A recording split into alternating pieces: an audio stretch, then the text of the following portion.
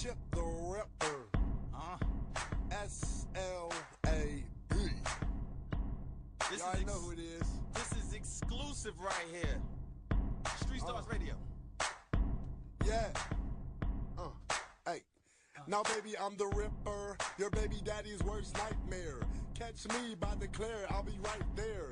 Niggas copy everything we say. Louis frames, eyes lower than my GPA. Riding and swerving, Kush, I'm blow. Doze wide, my trunk bump like Eddie Roll. I don't cake hoes, I never tip the stripper. I'm rich, bitch, but you can call me Cheap the Ripper. Shell toes, yes.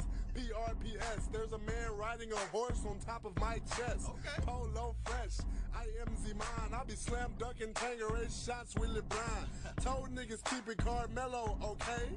Rolled past Dave, told him hello and hey. Me and Cash and something old on 23's hold back window. Save Mama Mel Beach show. Skateboarders grind, I grind too. That's why you can catch me in DC shoes. I quit the team, but believe I'm ballin'. Want a verse, put up a stack or quit callin'. 30s on my Chevrolet, call me super duper. Garage like Roots, I got more whips than Kucha.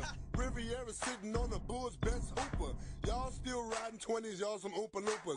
Don't swing on niggas, they got bad behavior. My 415s woke up the neighbors. Interior crocodile alligator. I drive a Chevrolet movie theater.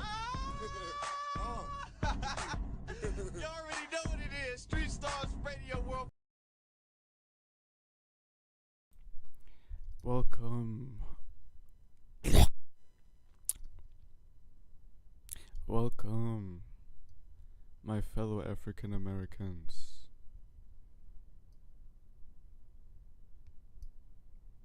Welcome to the welcome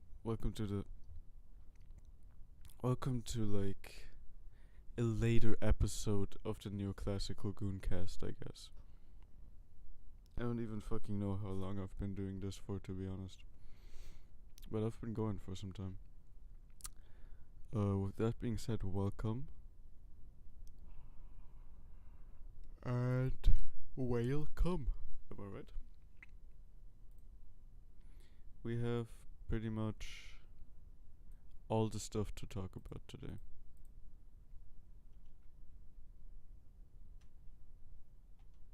Pretty much all the stuff. Pretty much all of the stuff we have to talk about. Okay, penis, listen to me now.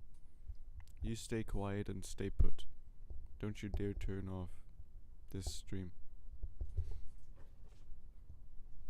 Don't you dare.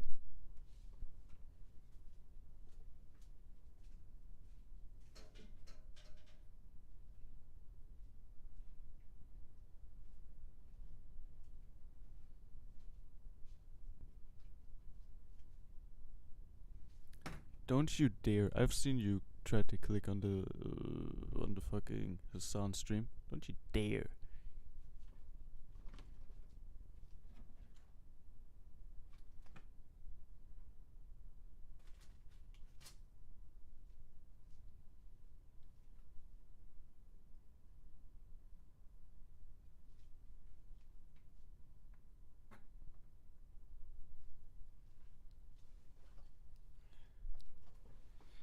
Riding and swerving, cause I'm blowing. Skateboarders grind, I grind too. That's why you can catch me in these shoes. People of the United States of the galaxy. Listen to me now. You see this shit behind me right here? That's the gay shit. That's the limited edition Santa Cruz skateboard, my N-words. That's the good shit. I look so white always. Today's gonna be a rough stream. I can already feel it. By the way, do you use succulents? I was fucking ripping this deck yesterday. In case you were wondering where the fuck I was. No stream yesterday. I was trying to live my last years of childhood.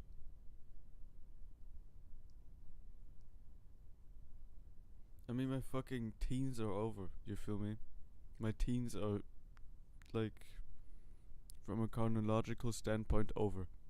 I'm just trying to enjoy my early 20s until my back hurts so much that I can't go outside anymore. You feel me? So, sorry guys, sorry. Fucking, I can do streams when I'm 30. I'll probably have something more interesting to say, but fucking honestly, skating with friends is kind of something that will run away from me in the later parts of my life. If I fucking keep living like this, poor and unactive. With that being said, people, I fucking ripped it, okay? We had so much fun. I don't think I've had that much fun in years, probably. Probably in a very long time. With that being said, people, with that being said, I have stuff to talk about. We have stuff to talk about. So strap your penis in, tuck it,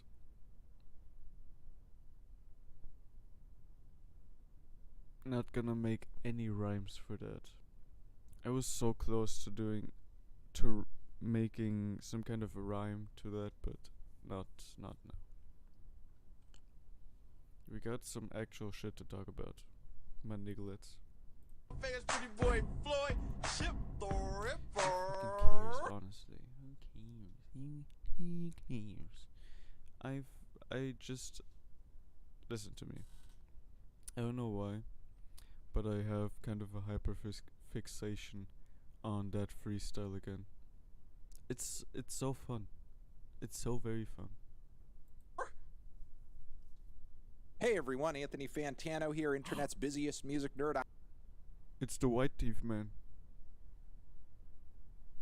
I hope you're doing well, even despite the Am I doing well? Let me check the audio levels. terrible and annoying story we are about to talk about. An individual. What the fuck? Okay, now I'm getting a little agitated. I'm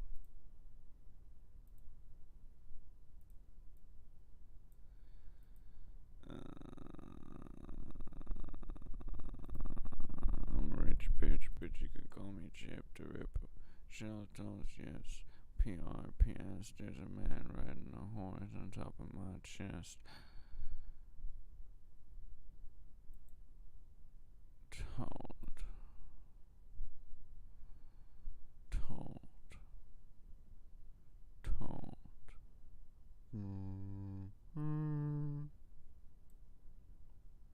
Making a house remix of Interior Crocodile Alligator Freestyle. But he really does drive a Chevrolet movie theater. It's like that. And you can't even fucking say shit. What the fuck? Actually what? What the fuck?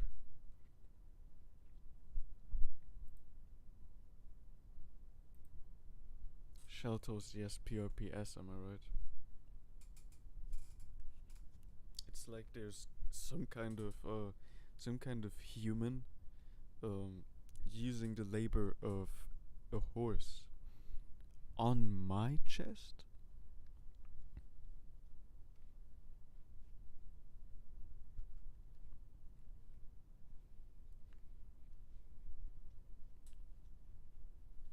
I mean, Sheltos, yes, PRPS, but I don't know about the whole fucking exploiting the labor force of horses on my chest. I don't know. It seems kind of unnecessary, to be honest. Wow. People are so fucking tired. I ripped that skateboard so fucking hard. I had so much fun. Literally all I could think about when I woke up was, holy shit, when can I skate again? That shit literally made me feel like I actually want to exist on Earth.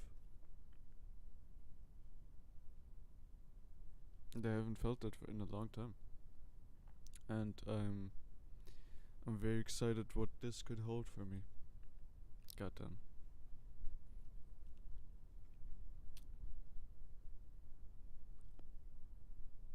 Don't tell me I'm clean, people. Don't tell me I'm clean. I got it on me. I got it made. Tailor-made t-shirt cost me $50.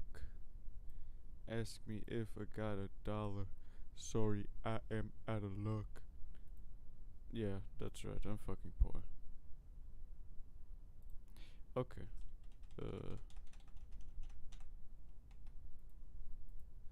Let's fucking go, fentanyl. Oh, I forgot I'm not the smart fella, but in fact a fart smeller. Now it should work, right? Don Wenner, a co-founder of the legendary rock magazine Rolling Stone. He's recently come out with a book titled The Masters, Dylan, Bono, Lennon, Townsend, Jagger, Garcia, and Springsteen. Yeah, guy's got an interview out. Okay, Fentanyl, wait. I could literally do the exact same lighting that Fentanyl has right now. And I think I just will, for the fun of it. So just hold your ass cheeks clenched.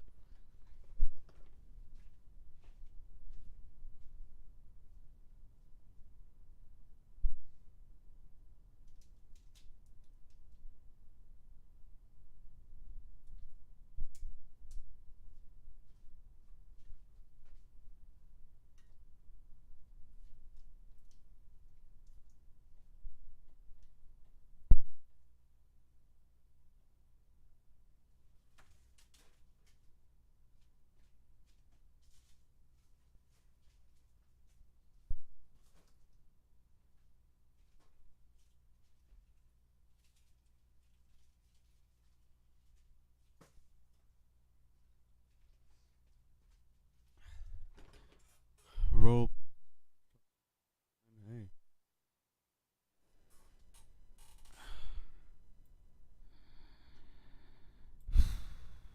Okay, let's fucking go. No, that's actually not exactly what I was going for.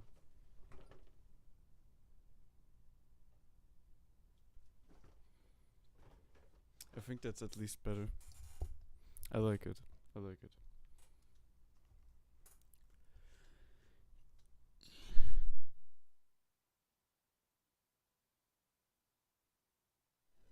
With a bunch of legendary figures in the world of rock music, and he's trying to promo his book in a New York Times interview. He said this in a New York Times interview. Being recorded, man said this. I guess he was pressed about the fact that, like, you know, all the people he was interviewing were just like old white dudes, not big, influential, legendary, groundbreaking musicians from this era who may be women or of color. No baseline shade at the figures that he interviewed in this book. I don't have any, issue with any of them. I like their music for the most part. Look, if this guy just wants to put out books with interviews featuring old white dudes all day, he can. That's his right. That's his book. That's his creative control. Who cares? The issue is that when he was asked about this slant, he had some comments saying the interview subjects had to meet a few criteria, that they were of his personal interest and he loved them, which, again, fine. But then he further added, saying insofar as the women, just none of them were as articulate enough on this intellectual level. So, sorry guys, can't interview women, they're dumb. He really said that, huh? Let me turn up the quality. He really said that, huh?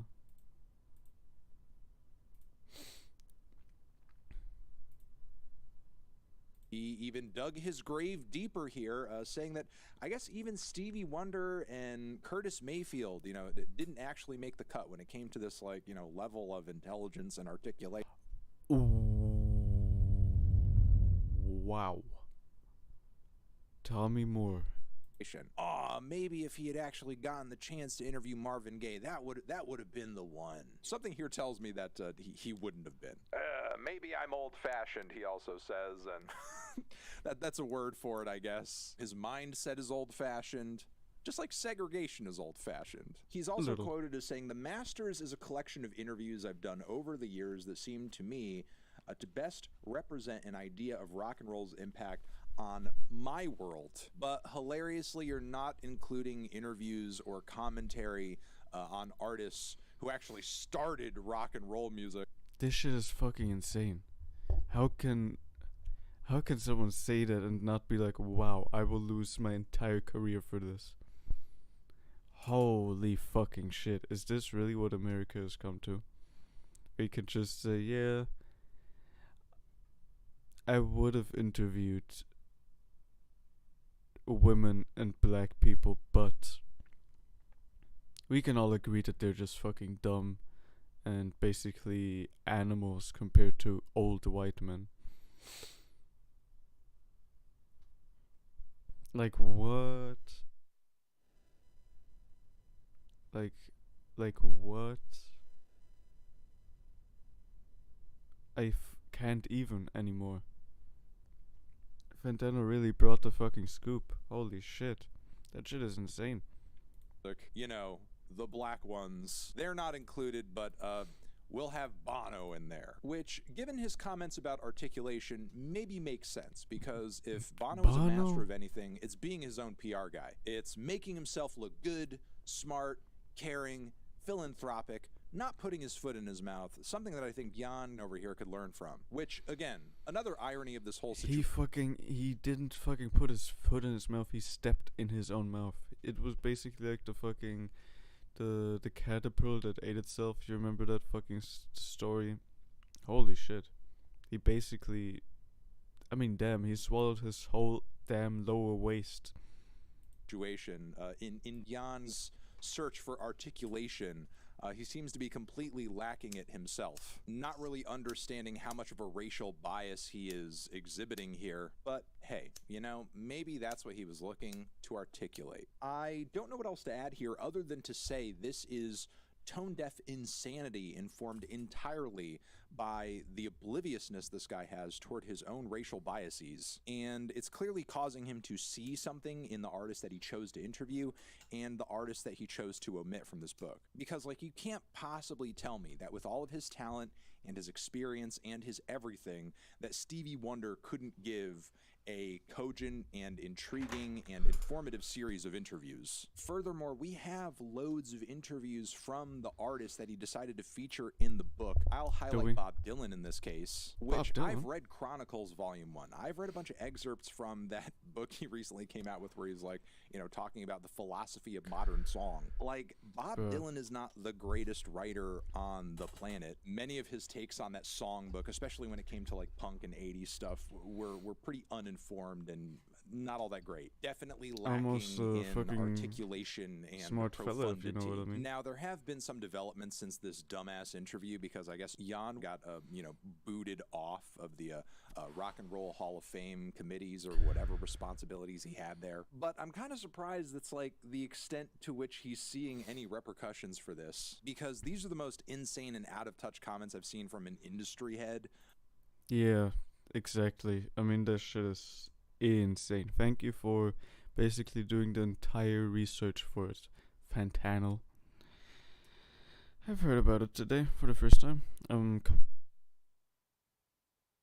The amount of degeneracy that you can get away with nowadays, and it gives me hope for my own career.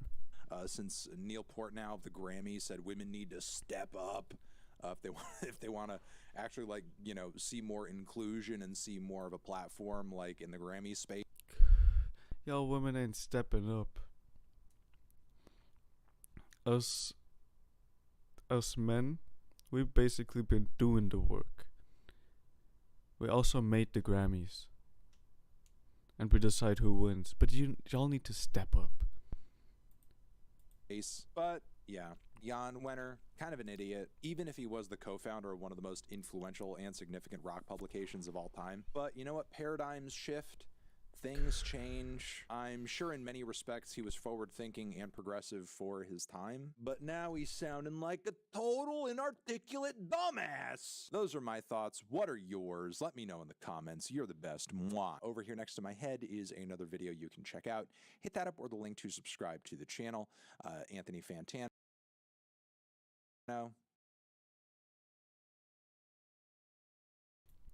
That shit always gets me fucking fuming when he said, I can't. Those are my thoughts. What are yours? Let me know in the comments. You're the best. Mwah. Over here next to my head is another video you can check out.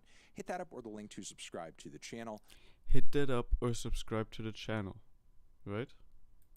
Anthony Fantano. I can't anymore. I can't with your fucking dumbass bullshit. I can't. You're supposed to say, hit that up or subscribe to the channel. Anthony Fantano. That's exactly what... oh, wow. How did he never see this huge gap in his outro?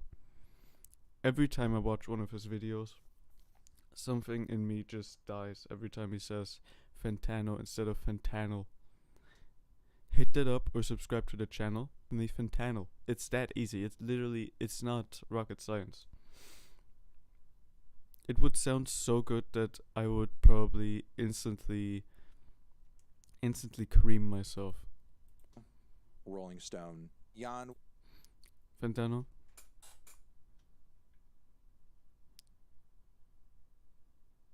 Fantano. Winner. For never. That was a good remix. Like a good mix up of his usual outro. It's good shit. Next video, people. Next video.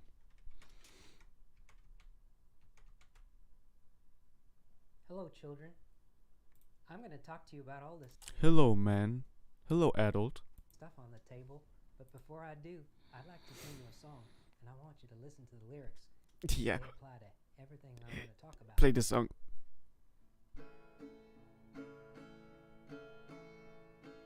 Wonderful things of folks are said when they have passed away. Roses adorn their narrow bed over the sleeping clay. But give me the roses while I live, trying to cheer me on. 'Cause useless are flowers that you give after the soul has gone.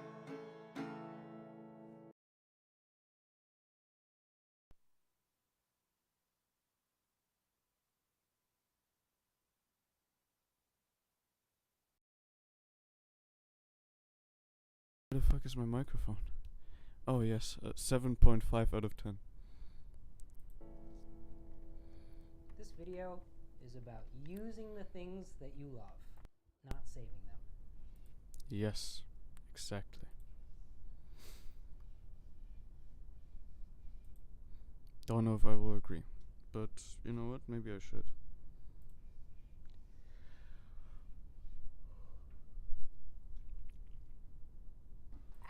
Honestly, kind of cool shit. I mean, the kind of layout of the video is kind of lo-fi, How many of kind of cottagecore. you out there have wonderful, beautiful, valuable things that are just too nice to use every day? So you put them in their case or you hang them up and you think, oh, there's going to be a special occasion where I can pull that out. Or I'm Wrong. saving that for this day or when this happens. My advice, don't do that. Take your Exactly. Listen to him. nicest things out and use them every single day, because not only will they enrich your everyday life, but they'll actually get better. And that's what we're going to talk about today. I wholeheartedly agree.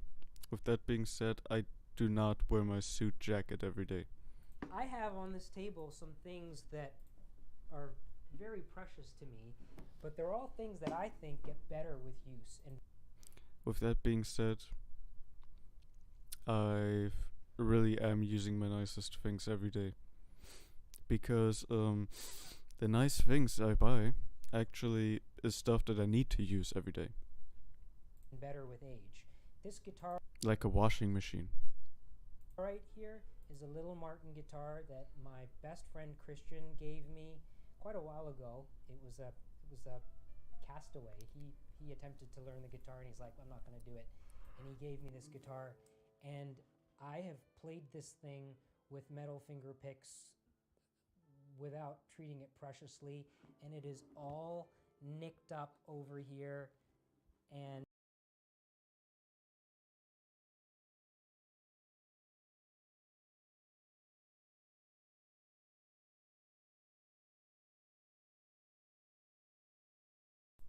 What did you just say? It's what up? It's nigged up? Damn, man.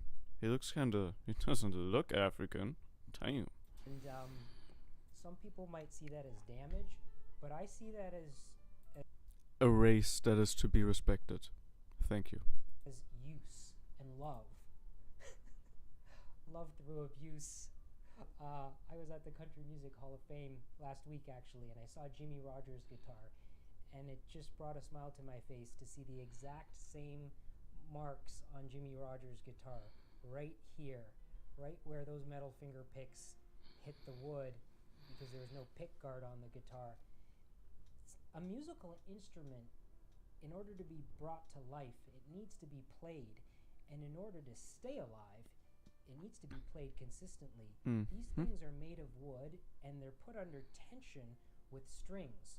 So the guitar and my harp are both examples of something that was made out of wood, but that really gets richer in its sound if it's played regularly. My very good friend Caroline, who's a harpist, she went to Juilliard and graduated from Juilliard in harp performance. I didn't know you could study harp performance, but that's fucking cool as shit. She said to me that when I get a harp, I have to play it, because playing it will bring this new instrument to Oh, life. so he's a harper too? He's still in harper? The sound will get richer the more I play it, and that once I start, I really shouldn't stop, that you really keep these instruments alive by playing them. So if you have something tucked away, like a guitar, give it to someone who will play it, or play it yourself. Fucking good ass advice. Who the fuck should I give my ocarina to? Does that get richer with every use? Musical instruments, use them. Clothes. Something like a tweed jacket, the more you Now wear we're it, the cooking. better it looks. So I have 2 tweed jackets here that I've had for the same amount of time. This one I have worn a lot. This has been through the rain. It has gotten drenched. It has gotten so soaking wet that I've come home and I've taken it off, and there are green marks from the lining on my white dress shirt because it's been soaked through. I hang this thing up to dry. It's all wrinkled at the elbows because it was wet while I was riding my bike home, and because I have worn this thing, I think it looks so much better than this jacket, which I have hardly worn.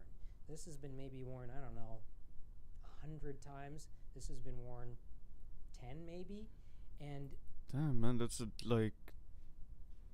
insane. That's like 1,000% increase in coolness. I just really feel like nice clothes should be worn, even if they're your finest clothes. Wear them, let them get stained. There's this element of wearing your clothes without caring about them. This old word that goes back to the age of dandies. The age of dandies? Sprezzatura refers to an aspect of being very nonchalant about your appearance. It's giving off the appearance of, this old thing that I threw on, and there's an element of that with this. You wear your nice clothes to normal things, and you feel great. You feel great, and the people around you appreciate it too. I love wearing a suit on a normal, average day. I Marie Kondo'd my closet. I don't have a lot of clothes. But the times of jackets are over. Climate change is literally making suit jackets and That shit is for fucking Met Galas at this point.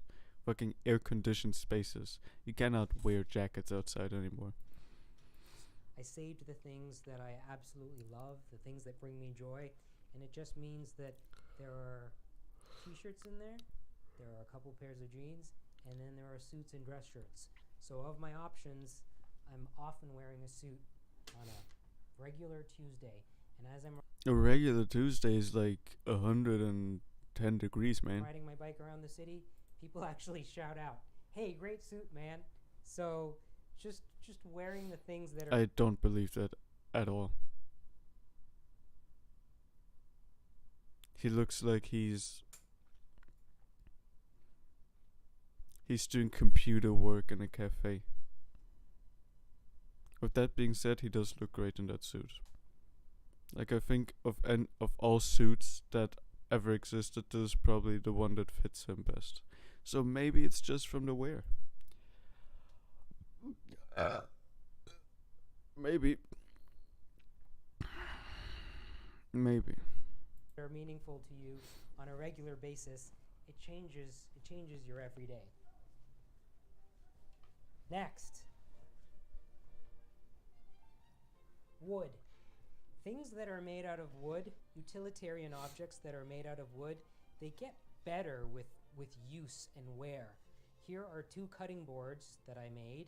Here's a board that I made, about 18 years ago, and here's a board I made just 2 years ago. And you can see that already this one that has all the slice marks from slicing bread on it, it is just so beautiful. This is one of my most prized possessions, this breadboard. It's probably worth more than my fucking house. It's developing a patina. Who knows? It's like a car. It's like one. Beautiful. Beautiful. I have a stone cutting board, so I'd be surprised if I made any scratches, if I got that patina look going. I would honestly be impressed by the quality and sharpness of my knife. One of these. With that being said, I wholeheartedly agree with what he's saying.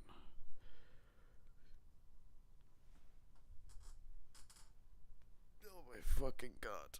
Do you know the feeling when you wake up and you're just fucking sore? Probably not, because you're a Twitch viewer, just like me. But my shit is really fucked. One of these. Good entertainment. I do not deserve even two viewers for the shit I'm saying. Show offs. Oh no, it's the kids. Oh What no. the fuck are they doing? Are they looking at kids in the video? Party in the street. Just let them, man. Leather needs to be worked in, and it needs to become supple, and that only happens from use. So you can buy distressed leather. It's usually not great quality if it's already distressed. Usually when you buy really good quality leather, it's stiff and it's kind of hard and just cold looking when you first buy it. But if you use it every day, and again, this bag has been he in cooking, let him cook. rainstorms, snowstorms. This has been all over the world. Okay, this is kind of like bottom barrel shit. Yeah, leather kind of fits to your skin. What the fuck does he have with the copper Every pants? day that you Come on. use something like this makes this much more economical. It's an investment that you actually use regularly. Copper pots? Because Silver, I've talked a lot about my silver in other videos. My silver is hundreds of years old, so this has passed through many different lives and many different hands before coming to me. And when I'm gone, I know that this fork and this spoon will be melted down for processing chips. somewhere else. But while they're with me, these precious objects, these solid pieces of cutlery, I use them every day. I don't have stainless steel. I don't have two sets of cutlery. You should have stainless steel. He can't even fucking eat tomatoes, can he? If he eats a tomato with that fucking fork, he will literally get poisoning. What is this man doing? Risking his life for the sake of antiquity. don't have like the fancy stuff and then the everyday stuff. I use the fancy stuff every day. Good. That's my philosophy. Good. Use the fancy stuff every I day. respect that. Speaking I will have fancy stainless steel and eat my tomatoes without silver poisoning. of the kitchen, these are my tea towels, which were hand woven for me by my friend Deborah. So Deborah? when I redid the kitchen, I asked Deborah if she would make a full set of these. I think she made about 15 tea Okay, towels. okay, holes get in on. them. Get on, man. Stained with turmeric. Yeah, I'm gonna use kitchen towels every day. I mean, what the fuck am I gonna wipe with? From making curry and loved every day. The new stuff is, where's this all gonna go when I'm gone? And some people might A landfill. see it as a little morbid, but I think facing the It is. reality of your time here being limited helps you to understand what's important for your everyday. And for me, Yes, it gives you the fear to live out your dreams before you're gone. There is no God. I've collected enough old stuff to know that some people in their lives, they saved the most beautiful objects that they had and they put them away and they never used them, and then they died, and their We call them poor people. stuff ended up in an antique store or a junk shop or a flea market, and then I bought it. And when I bring it home in perfect condition, it's not lost on me that it's only in perfect condition because it wasn't used. That's incentive for me to use that stuff. Mm-hmm. Where's all this going to go when I'm not here? Landfill. I have no idea. Maybe in the garbage.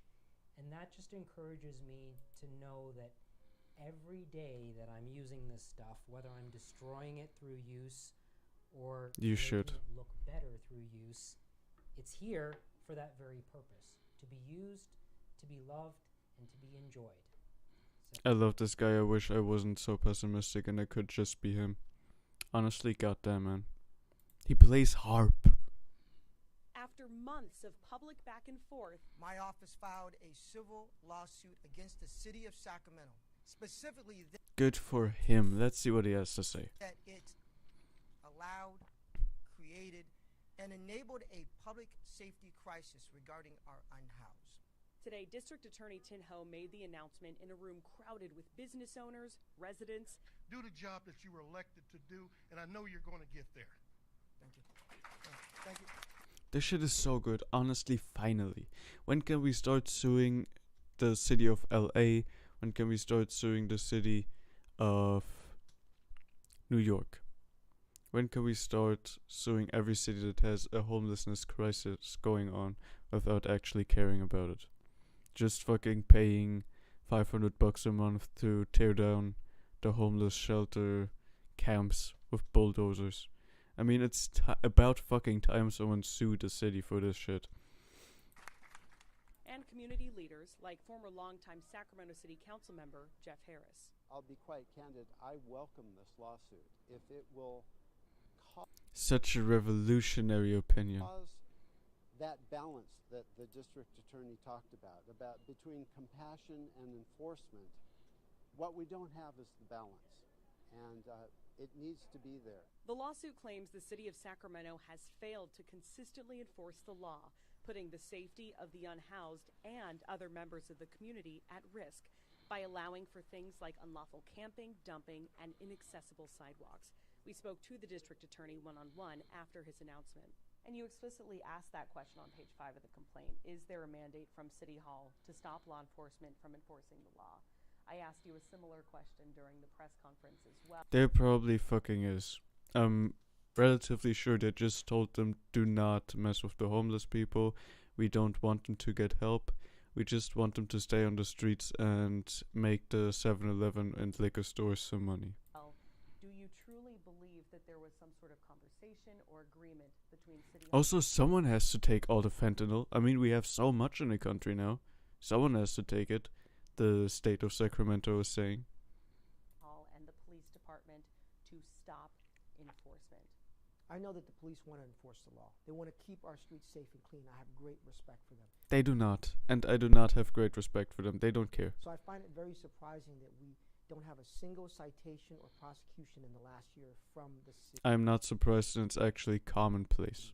And so this is actually the unique case where people actually say something instead of just letting it go on. we are going to find answers to these questions. He said through this lawsuit, he will obtain emails, tests, mandates, memos, and other documents to ask people under oath to get those questions about enforcement answered. In a statement to KCRA3, the mayor said the council is pressing for strong enforcement and that they have, quote, no time for the DA's performative distraction. The city attorney said they did try to work with the DA's office and they look forward to responding to his claims in court. Meanwhile, advocates for those experiencing homelessness tell me they are deeply concerned.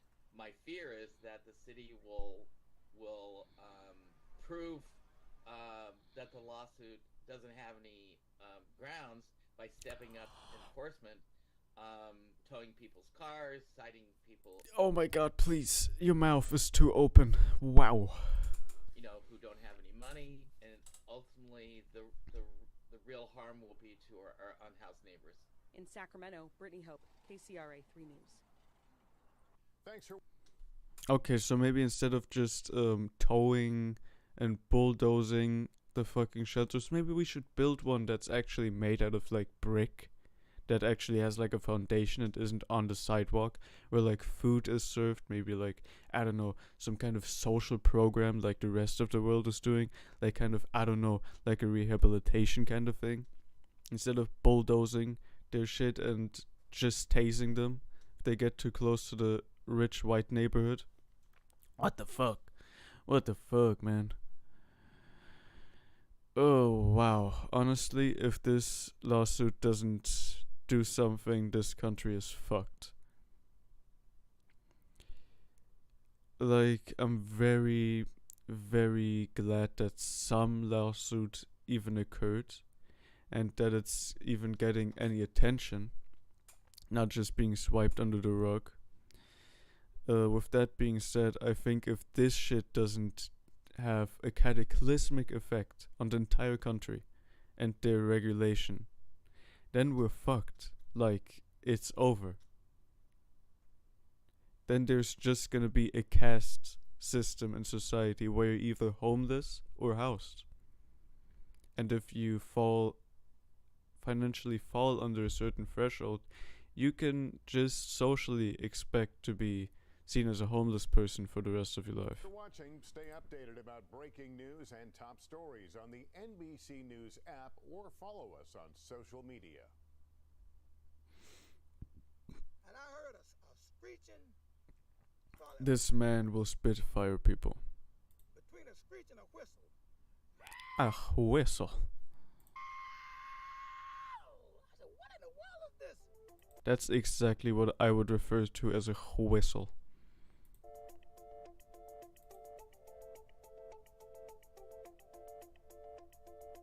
Did he find it?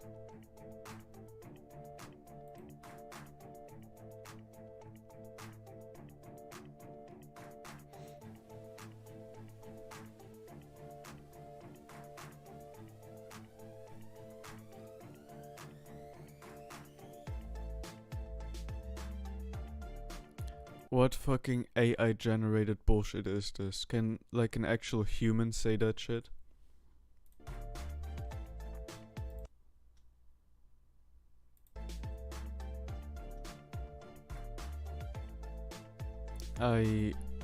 Bruh. This shit is like, I don't care, and they probably don't even mean that.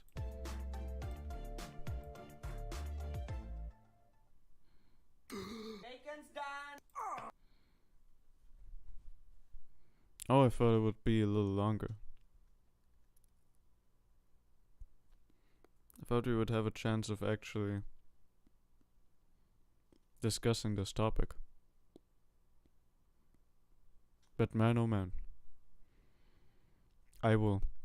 These fucking jets can barely fucking fly, and now they lost one. Can't even fly in the rain. Can't even handle a stain. Can't even locate them. They can't even put a fucking Apple AirTag on these bitches. It's just gone. What the fuck do you mean it's gone?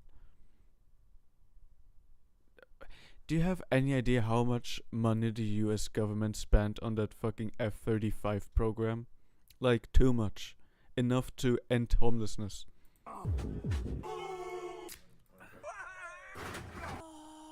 You going fishing?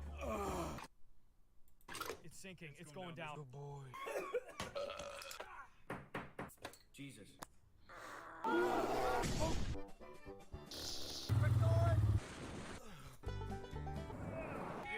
Corn. Euchre. Where are we? I don't know. Wow. This video is probably one of the worst that Gus Johnson has ever made. I'm so not impressed. Bullets. Cannonball! Not going! Don't buckle. Don't buckle. Didn't catch nothing. Potatoes! High five. Stock! Okay, I fucking don't care, but Gus Johnson, you really failed this part of your this video specifically. Holy shit. Beloved, welcome back. In today's Okay, are you ready for some psychotic takes? video, we're going to be covering in detail the official Proho woodcutter saw kit, or at least what Oh, okay.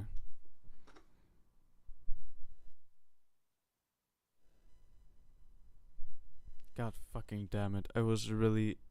This guy sometimes just full on gives you advice on how to do road spikes in case the DAA comes knocking on your door, trying to kill your whole family and your dog. Fucking literally taught people how to make road spikes out of rebar. I use. So you can adjust it according to your needs. But out here in the West, well, we like them big, don't we? We like big saws. So I use That's right, brother. chainsaws. A 462 is my main saw. I'm running a great big bar on it because we're cutting great big Doug firs, but usually I'll run a 32 light bar. And then a small 260, which is also a pro saw, but I always go with two. Call me crazy. I've never been in the Forest Service, but I'll just fucking assume that the saw doesn't need to be longer than the tree is thick. Seems like a little overcompensation for me, my dear friend Wrangle Store. Now, if you only have one saw, here's a quick little hack. One thing that can happen is you can get your bar pinched in a bucking something or a felling. You could sit back on it. Always carry happens. An extra bar. That way you can unbolt the power head, bolt on the new bar, and cut out and retrieve your old bar. So just a little trick that some guys could do. Actually, that's a good fucking idea. I'm also going to be taking a splitting maul. Something big. Now, don't confuse a splitting maul with a splitting axe. I confused it with a sledgehammer, I'll be fucking honest. I'm not going to be doing a bunch of splitting out in the field. I want to do that back home at my leisure, but sometimes the pieces are too big to get up in the back of your truck by yourself, and you can use this. The difference between a maul and an axe is the material that the head is made out of. These are approved and designed for striking. I'm just gonna assume that one of them has more rebound than the other. Metal to metal, and nothing will withstand this. You can pretty much crack anything, at least out west, with these two right here. At least knock it in half so you can get it in the back of your truck.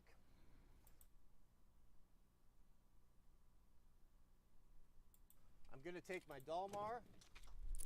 Oh, I got that all bungeed down. Pair of chainsaw chaps. The Still Pro Marks are my favorite. These are going on 20 years old and still chooching. Very good. Also a Still hard hat. If chooching. you're falling anything, you got to be very careful. What I see a lot of guys that don't do is they don't look overhead when they're cutting a tree down. I never do. I look at exactly where I'm cutting. I never cut a tree before. I've seen big chunks of bark. I've seen widowmakers. Big limbs can hang up there. The vibration of the saw can break things loose, and you don't want that coming down on your head with a baseball cap. So it's a good I will still wear a baseball cap. idea to have a hard hat if you're going to be felling. I don't think a fucking tree falling on my head is gonna be any better with a hard hat. Pair of East Coast sissy mittens for those of you who have soft I like my sissy mittens. I'll have you know, thank you. hands, as well as I'm going to take a fire shovel. We're in high fire danger right now, Not having a tool, if a fire starts because of a hot exhaust or your chain can throw a spark, that's a real problem. And with a shovel, in most cases, you can quickly put a fire out before it gets out of control. So a fire shovel is something I'll always take, as well as it gives you the ability to get yourself unstuck, which inevitably happens when you go up cutting firewood.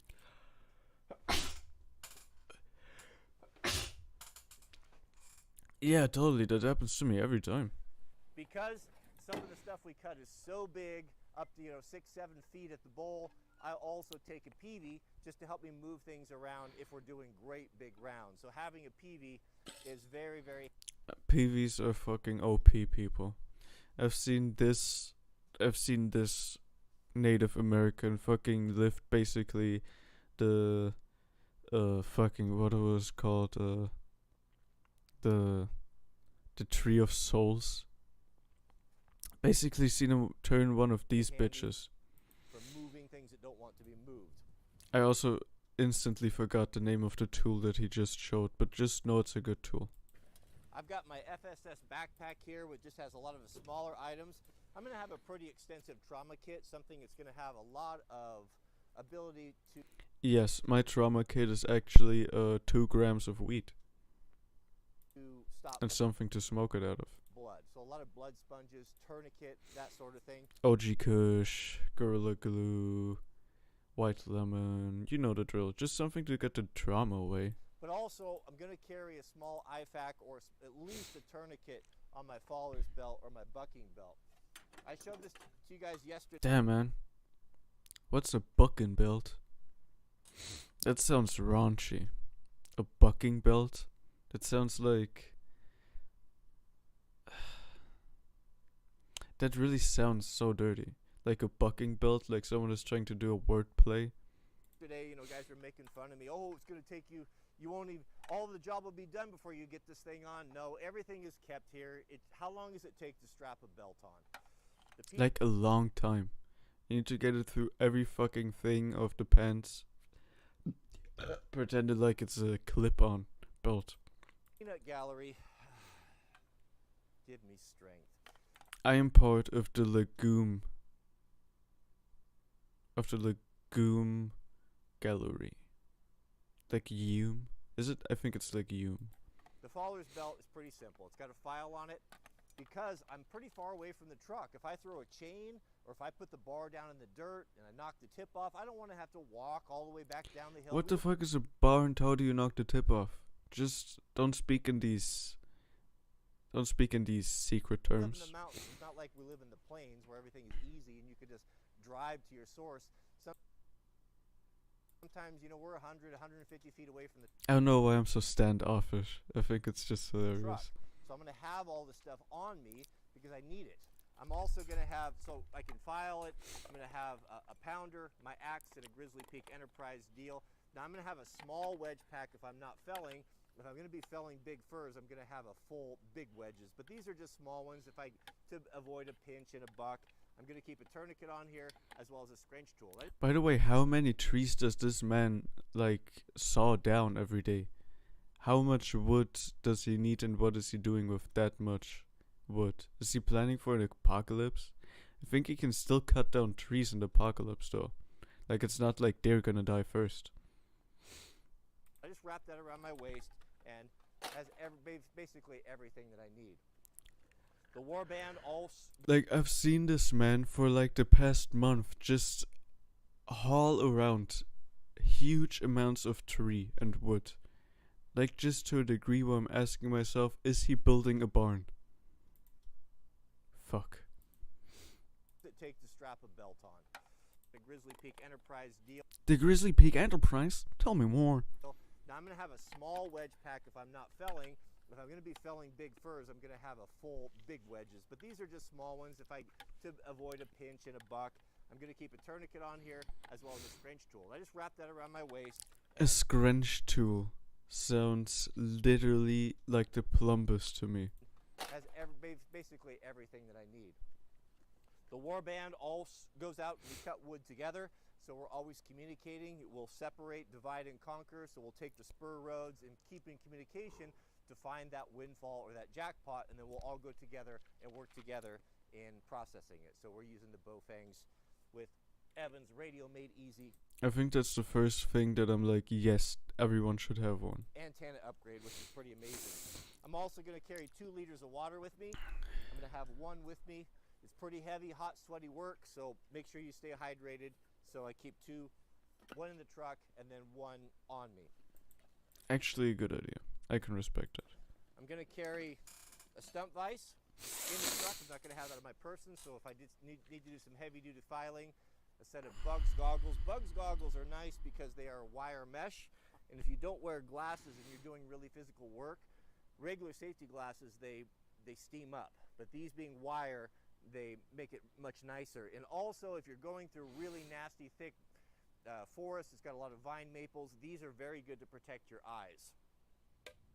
I'm going to have a few wedges in here, sharpening, you know, depending on what your skill level is. I really have been very happy with this. If you've struggled with filing chainsaws, I would recommend the steel sharpener. This is an excellent tool that pretty much cuts out all of the skill required, and you can get a serviceable edge with these. It's a very, very good tool, and it's very well made. I have to remember that in case I ever use a saw longer than the sharpness of it lasts. My toolbox, I'm not going to go into it in detail. I'm going to have extra bar nuts. I'm going to have extra spark plugs. Actually, I should probably get like a good saw and use it till it falls apart. But I'm probably not even gonna live that long to see a saw fall apart, so yeah. Like, I'm just gonna get one at the next dollar store probably. I'm going to have 3 chains per bar. So if I've got a 32 and a 36, it's going to be 6 chains sharpened and ready to go. I'm not typically going to mess around with filing on the site.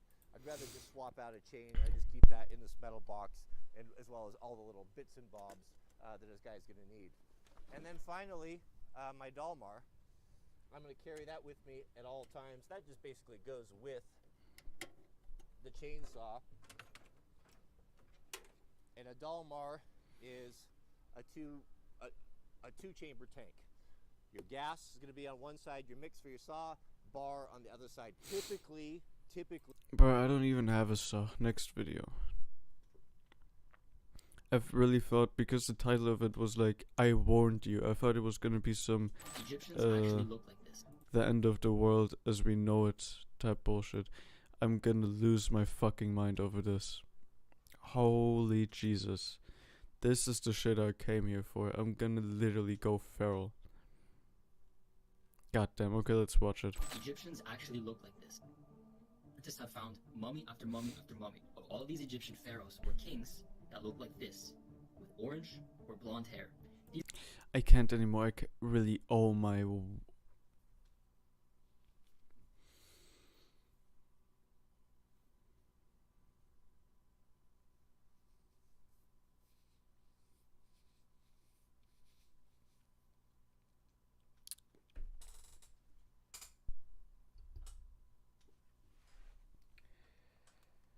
I have information for you. Did you know that white people actually, unlike all other races, don't even come from the surface of the earth? Do you know why they're white? Because, if you didn't know, they come from the inside of the earth. Agartha, saying anything to you? That's why they're fucking pale. They don't need UV protection if they're in the earth. They're literally, I'm not saying they're somehow worse than other races. I'm just spreading false propaganda to kind of dilute the anti-African propaganda. So what I'm saying is, they're actual cave dwellers, like actually, and they weren't supposed to come out of Earth ever. And that's why they get skin cancer now, because honestly, they're not made for the sun. Let's keep going. These kings had the R1A haplogroup Aryan or European I'm half white, by the way, so yeah. gene. Oh shit. Here we go again. Indeed, CJ, That's exactly how I felt after watching that video. Cave dweller energy. But the most significant issue goes beyond this. It's The real racism. problem lies in the response to that video, coming from The real issue lies in the blatant racism. a TikToker known for debunking myths. He attempted to provide a fact-based answer, which seemed well-intentioned, but ended up adding more confusion to the topic. This TikToker has millions of followers, and his videos have been viewed by hundreds of thousands, possibly millions by now. Many of these viewers may consider his answers to be true. In essence, despite his efforts to provide a fair answer, he inadvertently misleads millions of people. That's why I am determined to address both videos as accurately as possible. You fucking go. Also, I don't know. I've grown some kind of hatred for AI voices. Now, before we dive in, let's listen to the response from the second TikToker, Aslan Pahari.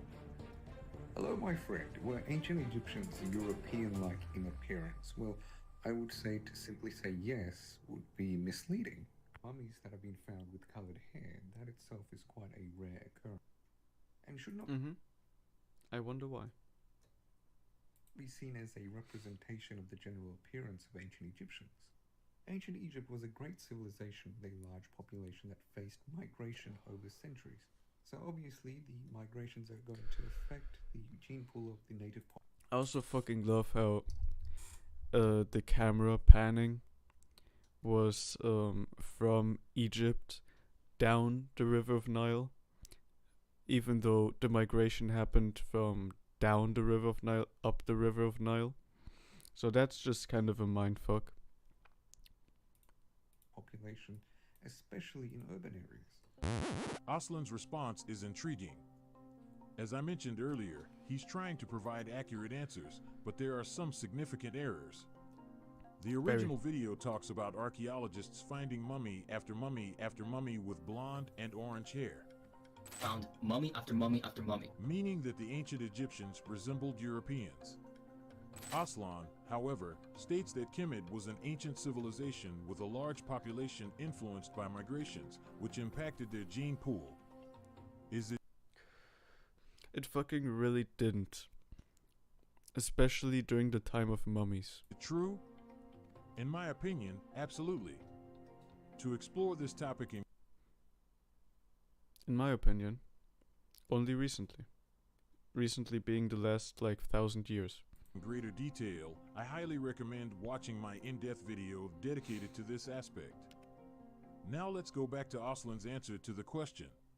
Well then, what did they actually look like? Well, genetic studies tell us that they were genetically shifted towards the populations of the Near East, which basically means that the populations that existed within ancient Egypt, much of those populations may have appeared physically similar to populations within the Middle East. I fucking can't anymore. That was the record scratch I was searching for. Fuck. Oh wow. They were Arabs, really? They were Arabs? Really? Were they? What did the ancient Egyptians truly look like? Aslan Okay. Gonna spoil the whole video. They were fucking Nubians. references a study conducted by Black the as fucking black as night. Do you understand what I'm saying? Nubian. Max Planck Institute in 2017 to support his argument. According to that study, the populations I'm of talking like Sudan, Ethiopia in current terms. Nubian people. ancient Egypt exhibited genetic shifts towards the populations of the Middle East. While this may seem like a well-founded argument supported by scientific research, it is, unfortunately, biased and misleading. You mean to tell me just like Western science as a whole? Allow me to clarify why. The primary issue revolves around the timeline. Most of us associate locations to the population that currently occupy it. This shit gets me so fucking twisted because we've reached such an incredibly racist point that we're now pretending like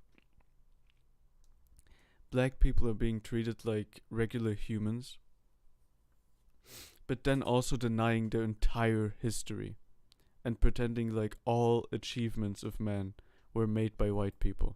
In other words, to the populations we see living there today.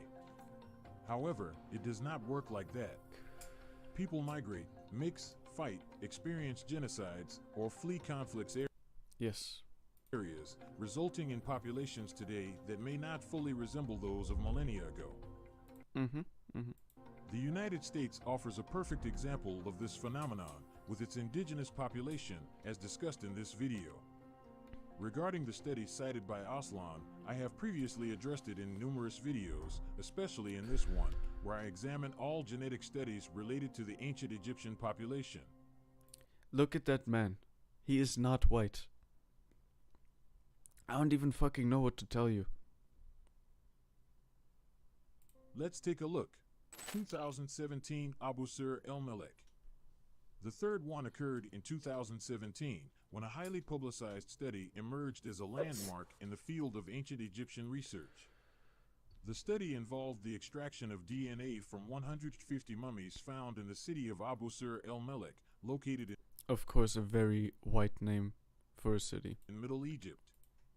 These mummies spanned from the late New Kingdom to the Greco-Roman. Even though, yeah, it's not a Nubian name either, it's Arab. But I mean that came after the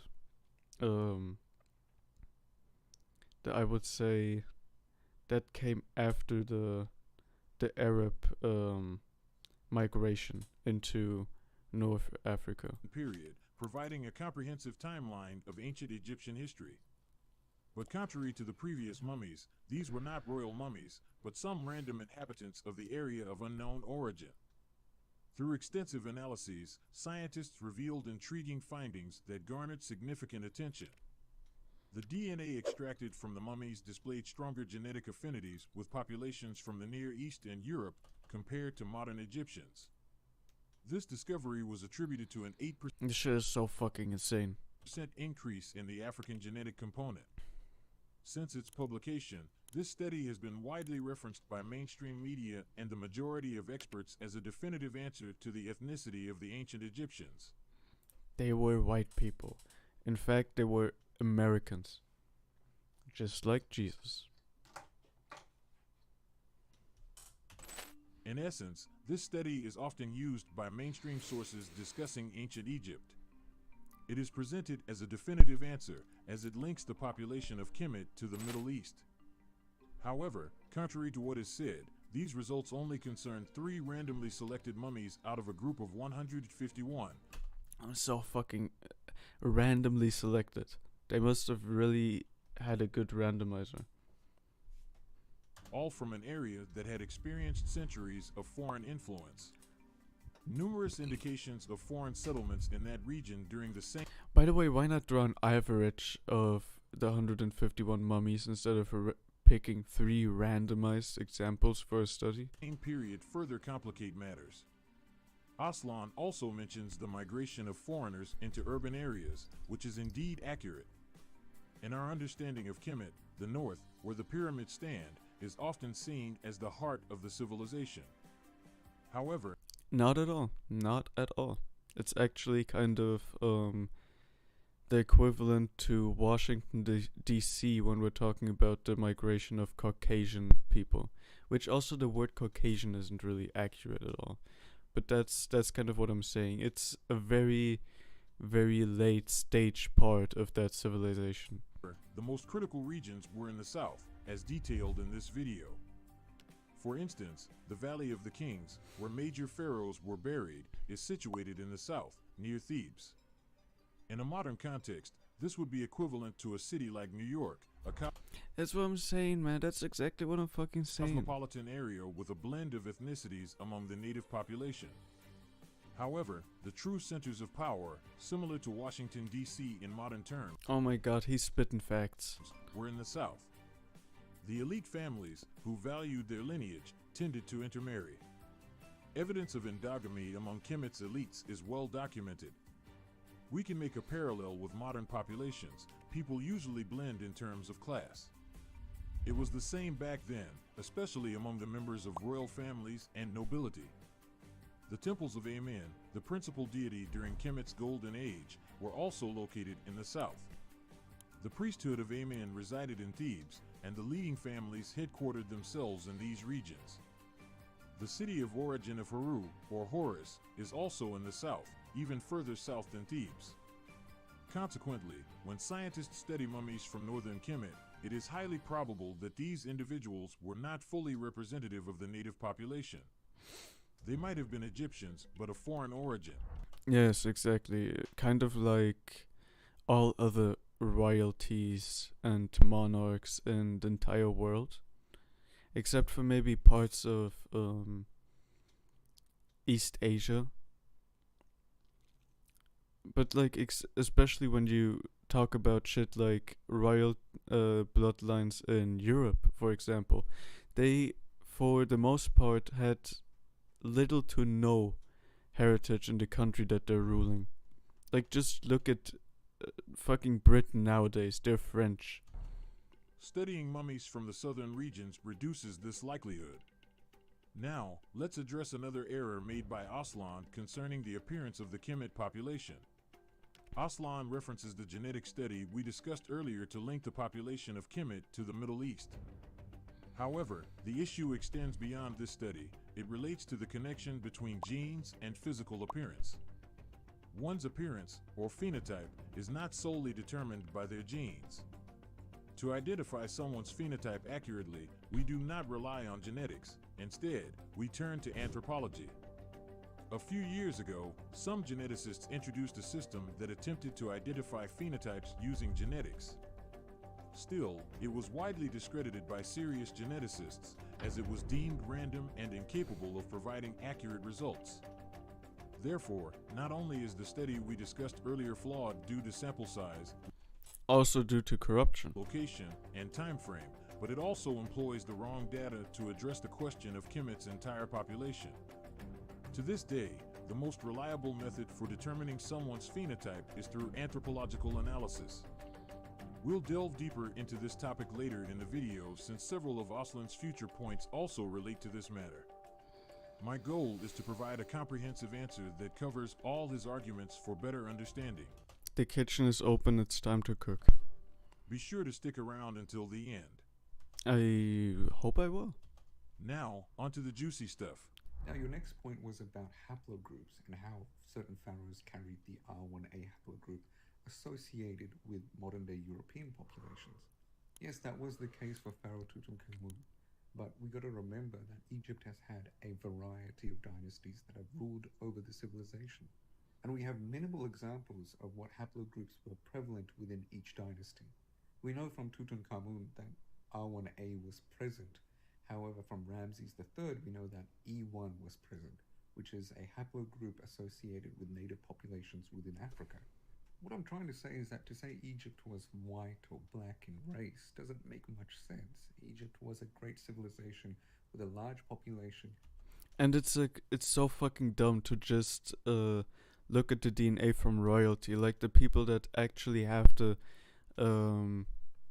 kind of the reasoning to even intermingle with different populations as kind of a power grab and what you would nowadays call a merge of power. Geographically positioned to neighbor a variety of regions with very different looking people, so different looking people are going to be migrating in and mixing with the population. Only the rich ones. In this segment, only actually the rich ones and slaves that were brought to the country. Aslan perpetuates a complete falsehood, which is perplexing, to say the least. Maybe he overlooked fact-checking. To address this issue, let's revisit one of my videos in which I discuss all known studies related to the ancient Egyptian populations, when in 2020, their Y chromosome was examined, revealing an affiliation with the R. I'm not here for that fucking video effect at all. That's so insanely annoying. 1b haplogroup, which has its roots in West Asia and is today the most common in Western Europe. But contrary to what has been spread, both results are not incompatible, since our 1b is still present in Africa, notably among Central Africans and Chad. Is he fucking doing an ad right now? Wait a minute. Is he playing an ad at the bottom of the video?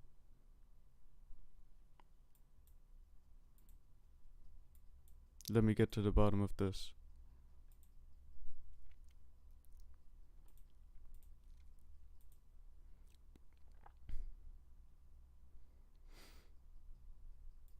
Oh, yeah, okay. He's, I guess, selling and books. Cameroon. It has been present in Africa since prehistoric times. I mean, listen. I think that selling Afrocentric books is probably not the biggest evil in the world. And I respect the hustle. As attested by the following study, and was there even prior to its spread to Western Europe, where it is today the most common. 2000. Oslin's first and most significant error relates to the haplogroup found in Tutankhamun. It is not OR1A, but OR1B. The first time I watched this TikTok video, I almost lost my mind. I did several times now. I couldn't understand how such a lie was able to spread. This information is readily available everywhere, making it nearly I also think it's so progressive to use black stock footage. impossible to miss. This situation reminds me of a comment from one of my followers who noted that every time we debunk falsehoods related to Kemet, mainstream media move the goalposts to validate their false claims. That's precisely what's happening here. The first time OR1B was linked to the 18th dynasty, many individuals considered it evidence that ancient Egyptians were Europeans. However, they overlooked a critical detail I'm about to share with you. This shit is so fucking insane. Watch this. 2012 DNA Tribes. In January 2012, DNA Tribes conducted the first significant study that reverberated across the globe. Their meticulous analysis of mummies from the 18th What the fuck is that echo in the background, by the way? dynasty unveiled a startling connection to Central and West Africans. The revelation was further. They failed to mention that despite What even? carrying the OR1B This editing is so fucking hacker core for no reason. haplogroup, the royal family's autosomal DNA revealed a stronger connection to Central, West, and Southern African populations. In essence, they were African OR1B carriers. We know that OR1B has a long history in Africa, as mentioned in a previous segment. Many African populations carry this haplogroup while also exhibiting physical characteristics associated with indigenous African populations. So, these factors make it less likely that they were white Europeans coming to Africa to build civilizations, as their depictions further confirm. Now, the goalposts have shifted from OR1B to OR1A. But why? What significance does this hold? Well, the OR1 haplogroup is distributed across a vast Eurasian region, extending from Scandinavia and Central Europe to Central Asia, Southern Siberia, and South Asia. It barely touches the extreme north of Africa. If this becomes the prevailing narrative, it would make it impossible for King Tut and ancient Egyptians to be considered black, Which would be kind of the goal of this entire propaganda. as this lineage does not exist among black populations. This narrative transforms African Egyptians into Scandinavian Egyptians. I'm so fucking mad, honestly. That fucking image should be actually forbidden. And it should be put in the Book of Hate Symbols. Which is a falsehood. King Tut belonged to OR1B, and his autosomal Look, oh my fuck, look at his fucking Thomas ass smile. DNA connected him and his family to Central, West, and Southern Africans. Aslan should have fact-checked his information before creating that video. While he often produces engaging content, when he ventures into discussing Kemet, things tend to get messy. Now, let's address the final part of his video. In my opinion, if you want to know what ancient Egyptians looked like, just look at modern Egyptians. Oh.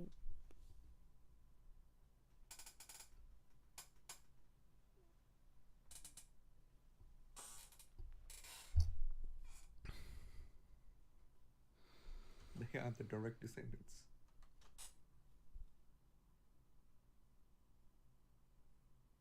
Oh my fucking god, this is the perfect example of someone that has such a small mouth and yet decides to open it for the worst things.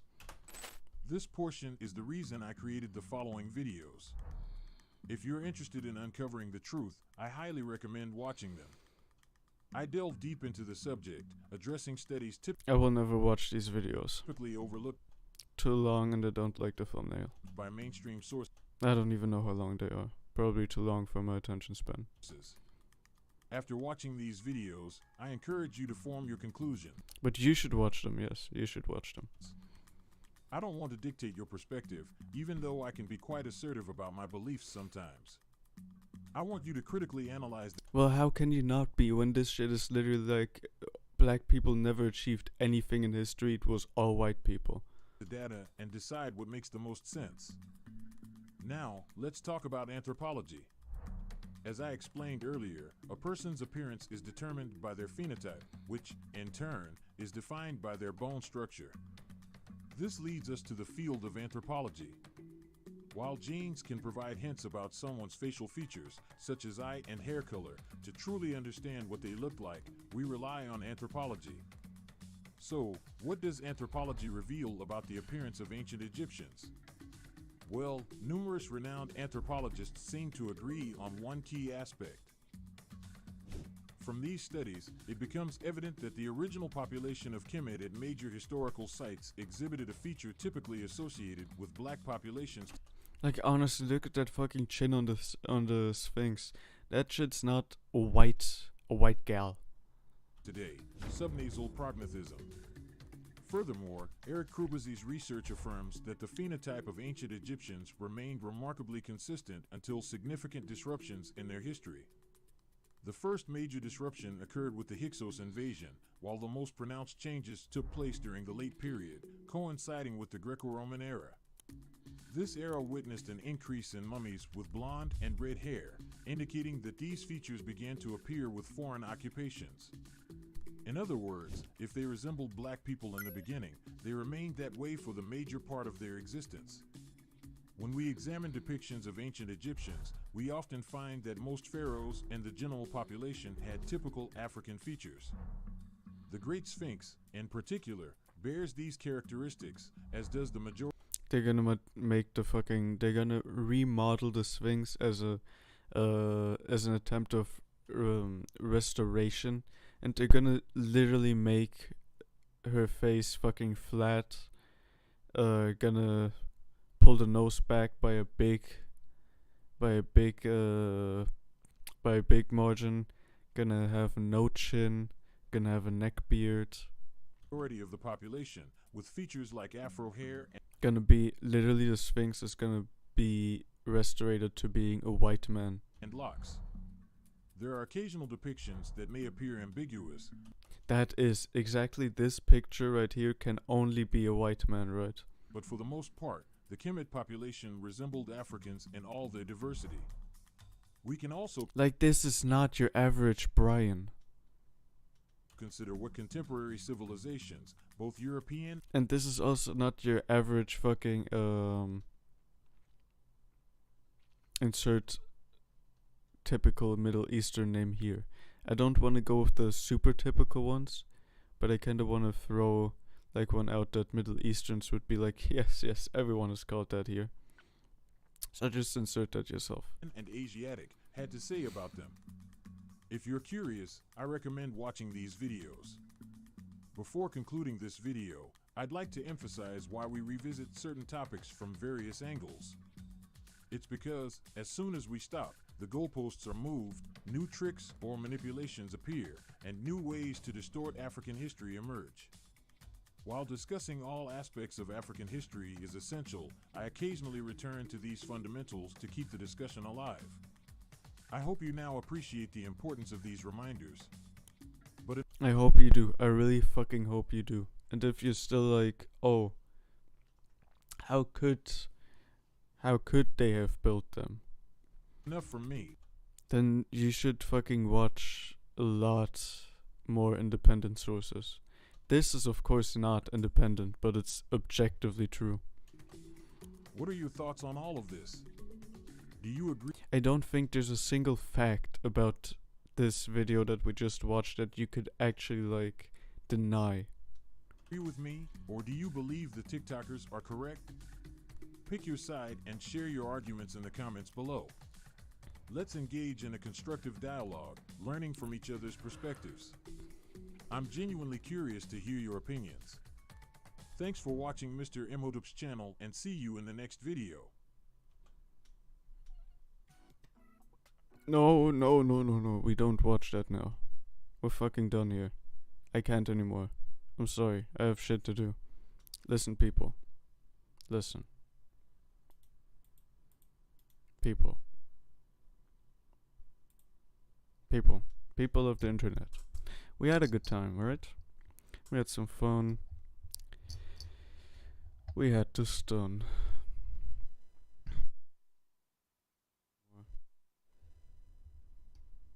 What the fuck is wrong with our world? Where we're literally at a point where, I mean, this is something that I've been very fixated and intrigued about for a long time now, but not something that I've ever openly talked about on the stream. This shit is insane. I mean, I don't know if you've been into, if you've ever even cared about African ancient civilizations, but they have Western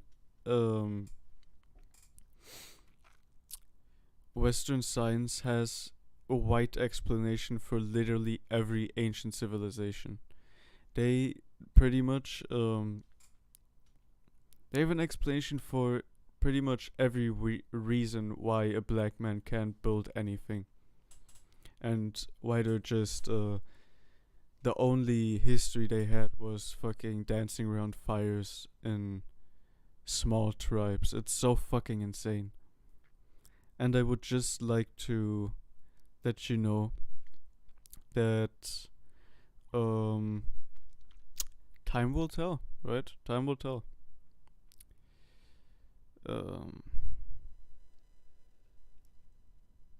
With that being said, it just might not. We might actually reach a point where it becomes common knowledge that they never built shit. That they couldn't have possibly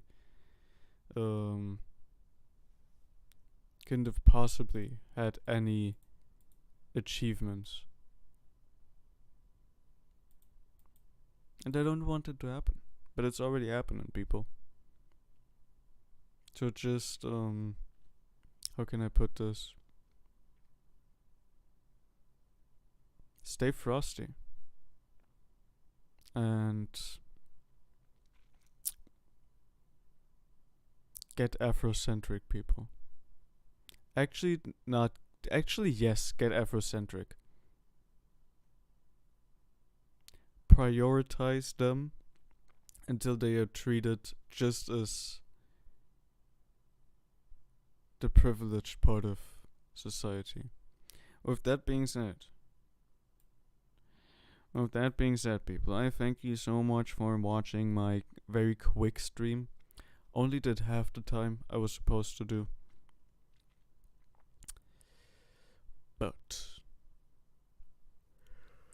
I have something really cool planned that I might start working on today, depending on how it kind of fits into my day-to-day life. But sex.